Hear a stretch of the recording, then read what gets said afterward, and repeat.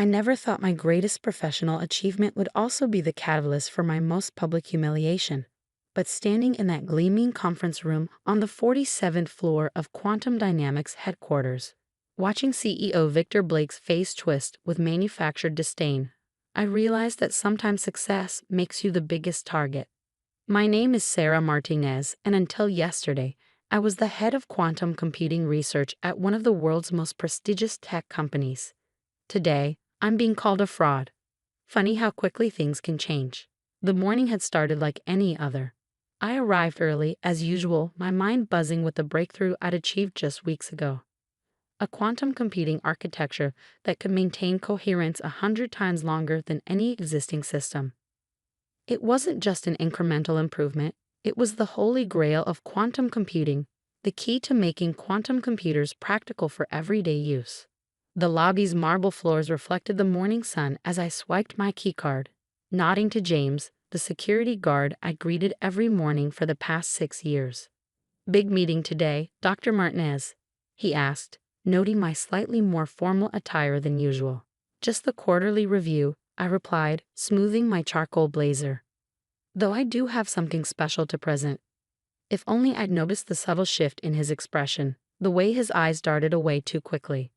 But I was too preoccupied with my presentation, mentally rehearsing the technical details of my breakthrough. The elevator ride to the 47th floor gave me time to reflect on my journey here. 6 years ago, Victor Blake had personally recruited me from MIT, where I was doing postdoctoral research in quantum computing.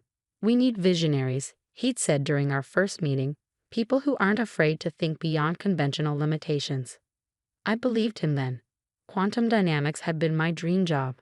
Unlimited research funding, brilliant colleagues, and the chance to push the boundaries of what was possible. For 5 years, I'd given everything to this company, missed family events, worked weekends, poured my heart and soul into solving problems everyone else thought impossible. The quantum computing lab had become my second home, its familiar hum of equipment and the soft blue glow of monitoring screens more comfortable than my own apartment. My team, brilliant scientists and engineers I'd handpicked, had become family. The first sign that something was wrong came when I entered the conference room.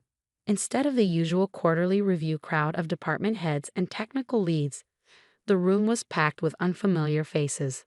Men in expensive suits, members of the board I'd never met, and in the corner, Victor's new strategic advisor, James Morrison, wearing that same smug smile I'd grown to distrust over the past few months.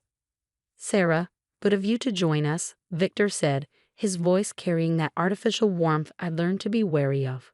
"We've been discussing your recent claims about a breakthrough in quantum coherence." The way he said claims made my stomach turn.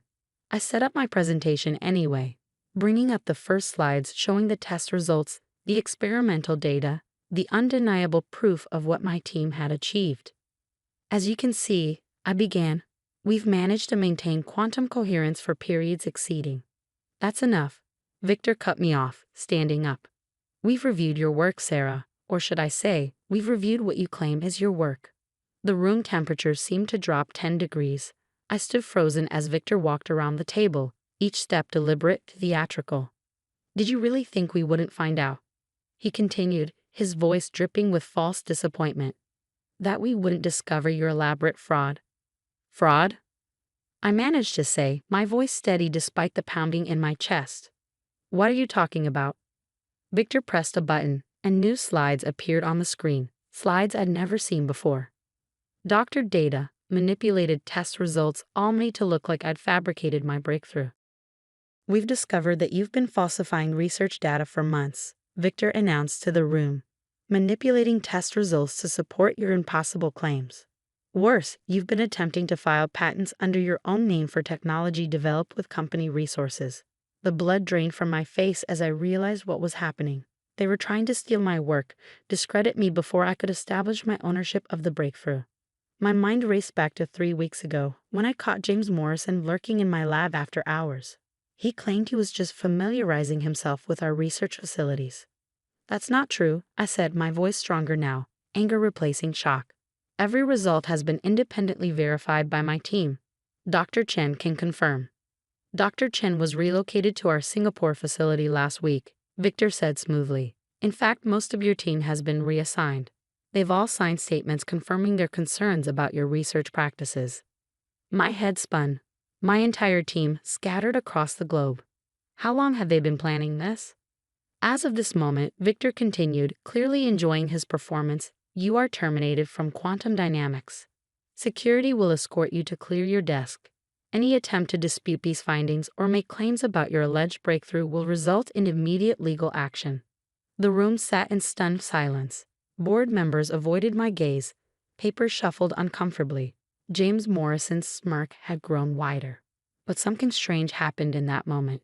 Instead of the panic they expected, a sense of calm washed over me. Because in their eagerness to steal my work, they'd made one crucial mistake. They didn't know about the precautions I'd taken, the real patent applications, the encrypted data stored on secure servers they couldn't access. They thought they were watching me break. Instead, they were watching me realize exactly how to make them pay for their betrayal. "Of course," I said quietly, gathering my things. "I understand completely." Victor's triumphant expression flickered slightly, thrown off by my calm demeanor. As security approached to escort me out, I paused at the door and turned back to the room. "Just one thing, Victor. You might want to check the patent office records tomorrow morning. And maybe have your lawyers review the company's position in the quantum computing market. Things could get interesting." The last thing I saw before the doors closed was Victor's confident smile beginning to crack.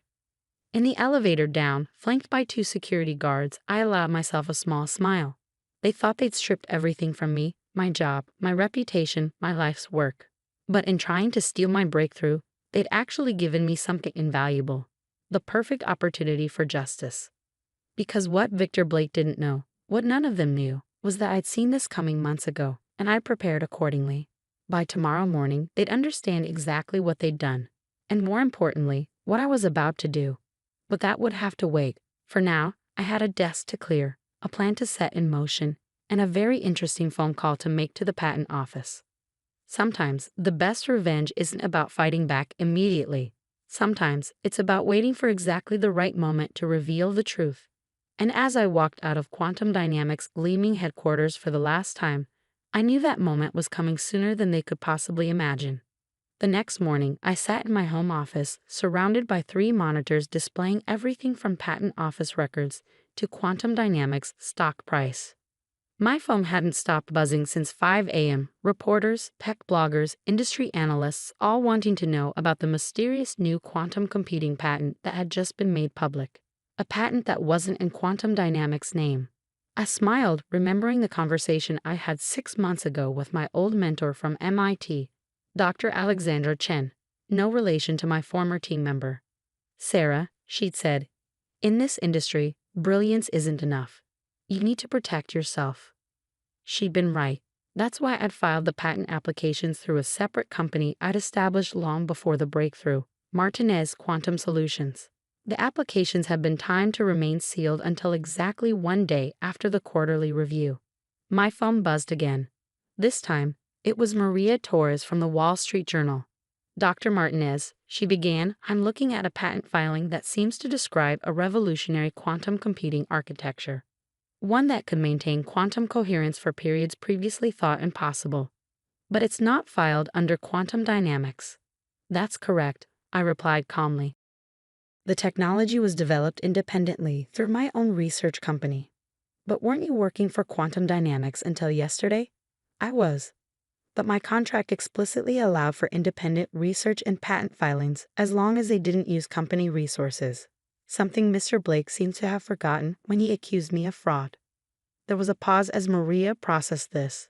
"We're also seeing unusual movement in Quantum Dynamics stock. They're about to announce a major quantum computing initiative." "Are they?" I said innocently. "That's interesting, considering the core technology they plan to use is now patented by someone else." By 10 a.m., the story had exploded.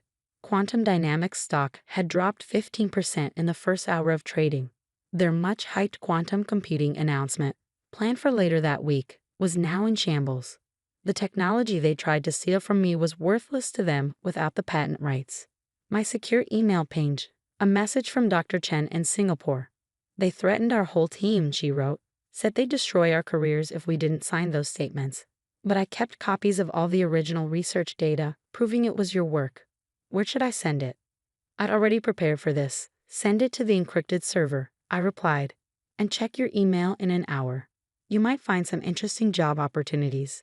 Because that was the other part of my plan.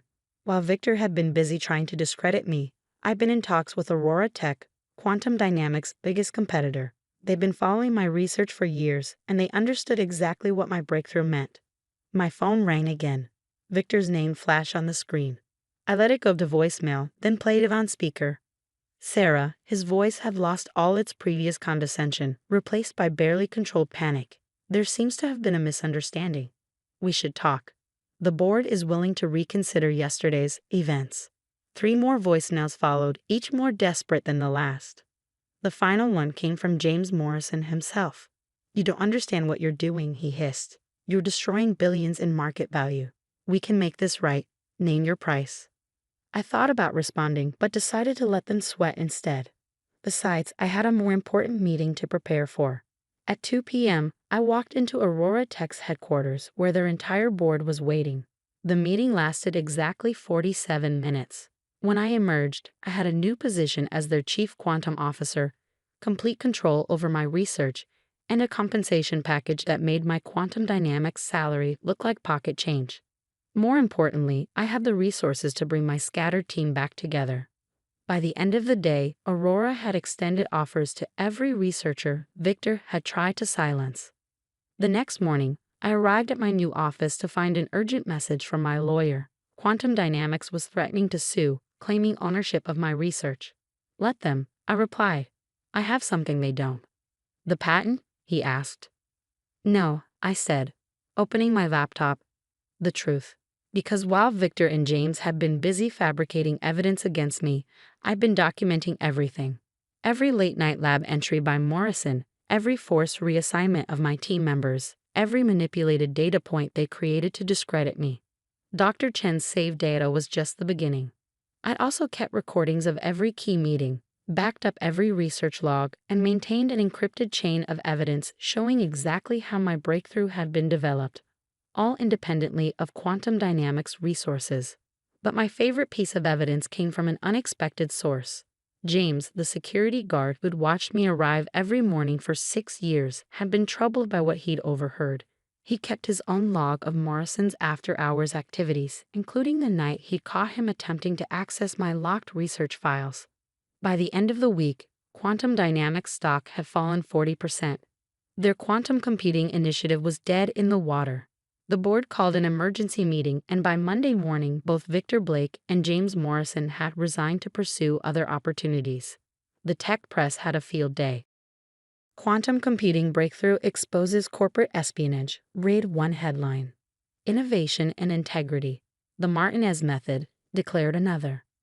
But the real victory came 3 months later, when we unveiled Aurora's first prototype quantum computer using my architecture.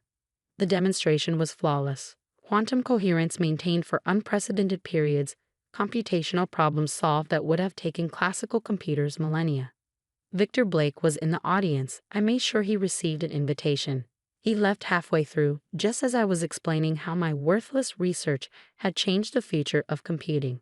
Dr. Alexandra Chen attended too, beaming like a proud parent.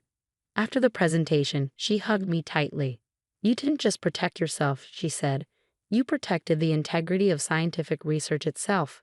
That's worth more than any patent. She was right, of course. In the year that followed, our quantum computing platform became the industry standard. Researchers who had once feared corporate theft began publishing their work more openly, knowing that the Martinez case, as it became known, had set a powerful precedent. My team flourished at Aurora, free to pursue their ideas without fear or interference. Dr. Chen became our head of research operations, and that security guard, James, he now runs our entire corporate security division, implementing protocols to protect other innovators from what I went through. As for quantum dynamics, they eventually recovered, though they never regained their position in quantum computing. Sometimes I drive past their building on my way to work, its gleaming windows reflecting the morning sun just as they did that fateful day. But I don't feel anger anymore. Instead, I feel gratitude. Their betrayal taught me something invaluable. True innovation isn't just about scientific breakthroughs. It's about having the foresight to protect those breakthroughs and the courage to stand up for what's right. Last week, I gave a keynote speech at MIT's graduation ceremony. Looking out at those bright young faces, I shared the real lesson of my story. In science, as in life, it's not enough to be brilliant. You must also be wise. Document everything. Trust your instincts. And remember, sometimes the best response to those who try to diminish you is to rise so high they can't reach you anymore. The applause was thunderous, but I wasn't listening for it. I was watching the faces of the young researchers in the front row, seeing the same passion for discovery that had driven me all those years ago. They would face their own challenges, their own Victor Blakes and James Morrisons. But thanks to what happened at quantum dynamics, they would be better prepared. They would know that in the end, truth doesn't just prevail, it transforms entire industries. As I drive home each evening now, passing the quantum computing lab where my team works late into the night, I often think about that morning when Victor tried to destroy everything I built. He thought he was ending my career. Instead, he gave me the push I needed to change the world. Sometimes the greatest victories come not from fighting back, but from moving forward with such purpose and integrity that your success becomes your revenge. And sometimes the best way to prove someone wrong is to prove yourself right in ways they never imagined possible. That's not just a lesson in quantum computing. That's a lesson in life.